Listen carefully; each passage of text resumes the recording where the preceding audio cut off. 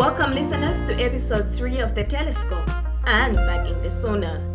I am your host, Alinafe Mlamba, a Malawian journalist. And today, we're looking at Malawi's wealth creation journey across various sectors. In case you've just tuned into this episode, let's take a recap of our previous episodes. For those who might need more incentive to take the business of this house seriously, I submit that another reason we must insist on seriousness in this session is that we gather here at a time when Malawi and her citizens are facing a very serious situation economically. Out of all the sonas that some of us have had the chance to listen in, this is one of the most Malawi-friendly metric. I think if you look at the national level, I think the performance has been okay. We've been able to attain food sufficiency. And in this episode, we're delving into President Dr. Lazarus Chakwera's State of the Nation address, which he gave on Friday, February 9, 2024, with interest on Malawi's wealth creation journey. Our wealth creation agenda demands that we make the sector accessible for artisanal and small-scale miners, ASM. This is why my administration has trained 134 ASM members across various regions on mineral tenement, acquisition, and cooperative management.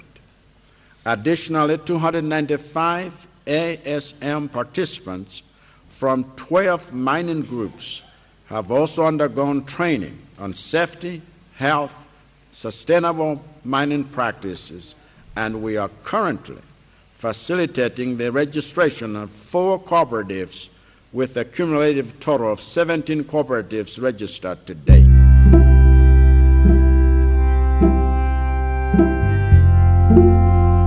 Joining us in this episode of The Telescope and Unpacking the Sona is Social Commentator Wonderful Mkhutche. Welcome, Wonder, to The Telescope. Thank you for hosting me.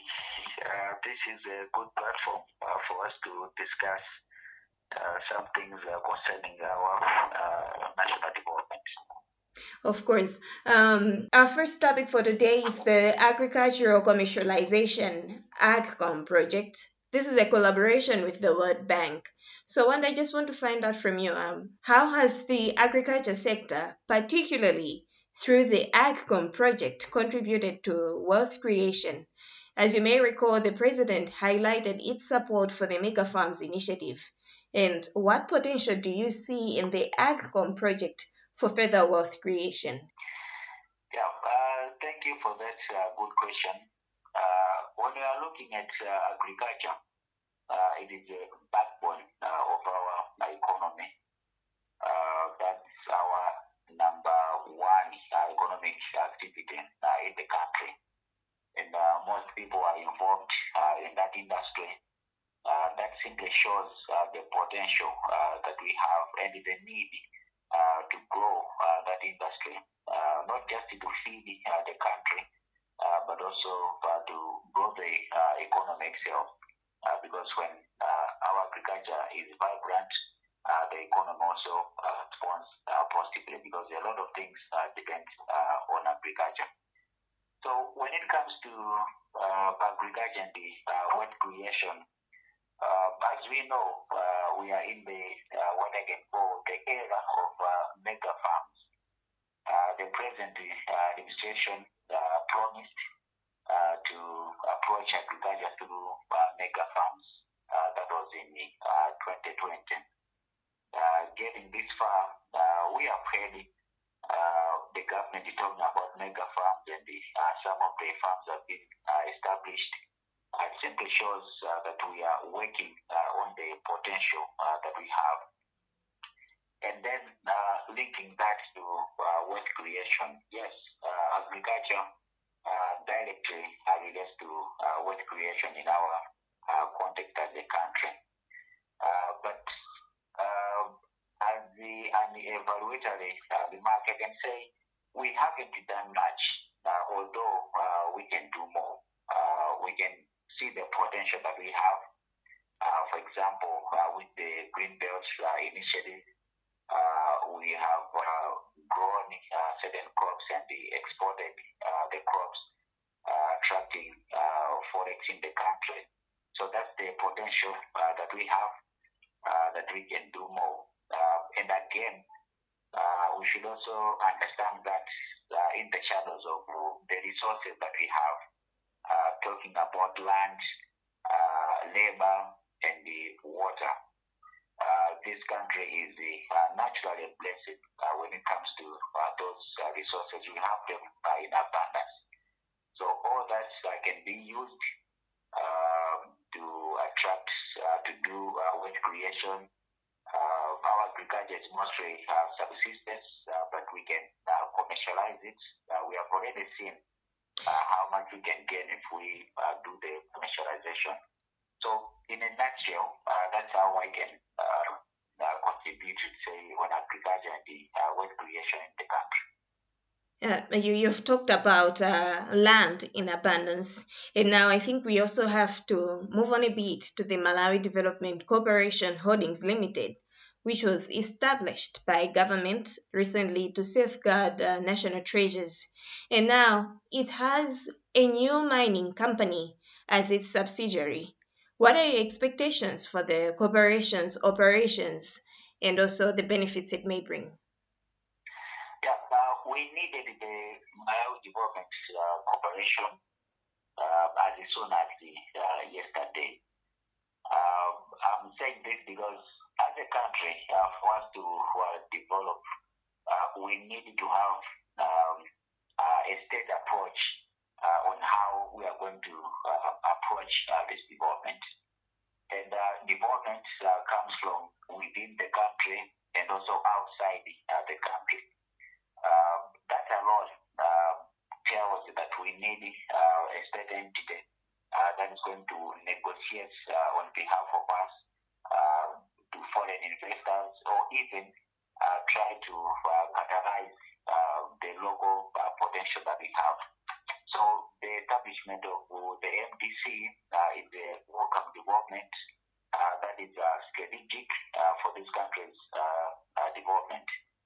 So moving forward, we should try to approach our development in the shadows of the MDC from these two approaches, the local potential that we have. Because mostly we simply think that development is going to come from outside. The foreign investors are going to bring forex, companies, businesses. Yes, it is true. But then how about ourselves locally? We need to find ways how we can finance certain industries, create locally based companies with the local expertise. I'm sure after we have developed those industries and we have produced, then the MDC is going to step in to negotiate the trade between what we have and what other countries may need from us. The mega fund that we have just talked about, that is one of the opportunities that the MDC can explore. We can produce a lot from those mega farms, and then as a state entity, look at the need that other countries may want from what we have here. You've mentioned of financing these industries. So let's just shift our gaze a bit to tourism. You see, tourism, despite being the third largest source of foreign exchange after tobacco and tea in Malawi, the president also mentioned that the tourism sector is underperforming. How can the country enhance its performance and unlock the sector's full potential? Yeah, it's true. Tourism, although one of the main forex earners, we haven't done much to improve that sector.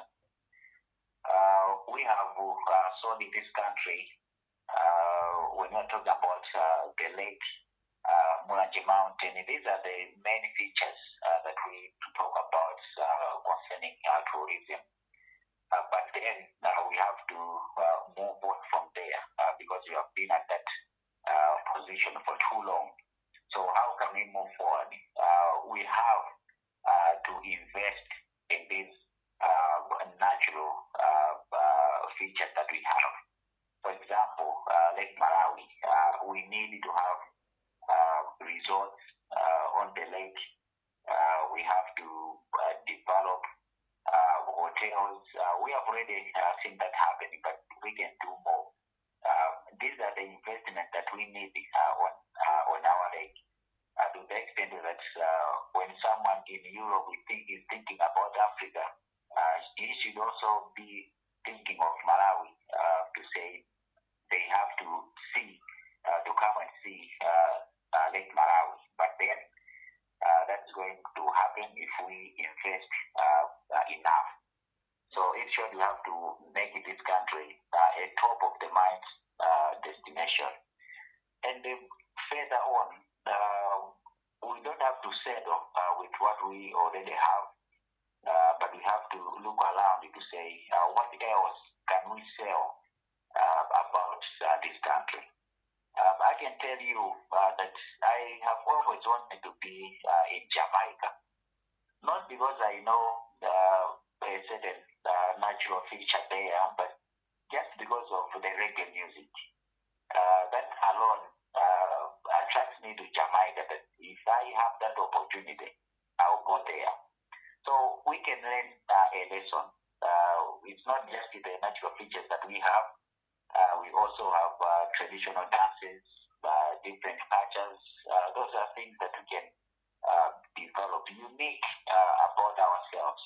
So how can we commercialize all those things and then place ourselves as an ideal destination for someone who is coming to this part of Africa?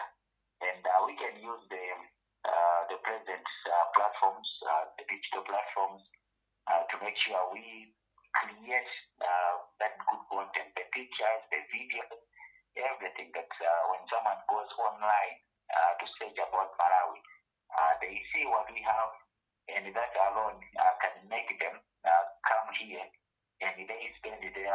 Wrapping up, what prospects might this government be overlooking in its efforts towards wealth creation? On that question, I may not be specific as much, but just in general. The first thing that we overlook in this country is that wealth creation needs a long-term plan. Often we are obsessed with the short-term plans or answers. We want it to do something today, and then tomorrow it brings fruits. It doesn't work like that. All the countries we call developed, they took a long time for them to get where they are today. So we have to be patient, make long-term plans, and then we also have to be committed to those plans. That's how we can get to where we want. Secondly, we also have to look at the political aspect. I'm talking about the strong political institutions. These are so important. I feel as a country we overlook how important institutions are to the country's development. So when I'm talking about institutions, I'm talking about they are strong enough to deal with the elements that are counter development. For example, look at corruption. Corruption is one of the vices that we have. It affects our country's development. Close to 30% of our national development is lost to corruption. So it simply shows that we have to do something there, have strong institutions, that we remove all these counter development elements. And then the last one, yes, we are a poor country. We have to accept that reality. But then another challenge is after we have identified ourselves as a poor country, I feel we stop there. We don't look further. What do I mean by this? I mean, the state that we are poor, it simply shows that there is a huge potential to develop. Look at the mega farms. They are needed because the country has food insecurity. It means that if we invest in that industry, then we are going to make a lot of returns because we are poor and the people are looking for that food. And this story goes to all other different industries, mining, tourism. So our poverty is not the end. It is a means to the end that we want. So let's not overlook that we are on a poor. So, yes, we are poor, but that also exposes the opportunities that this country has. And thank you, Wanda, for joining us today on the Telescope and Packing the Sona, and of course providing your valuable perspectives on Malawi's wealth creation journey. Okay, thank you for hosting me. Looking forward for us to have another discussion when an opportunity arises. Definitely. And that wraps up this episode of the Telescope and Packing the Sona, navigating Malawi's wealth creation journey. Thank you, listeners, for tuning into the Telescope. Stay informed, stay curious, and until next time, this is Alinafe Mlamba signing off.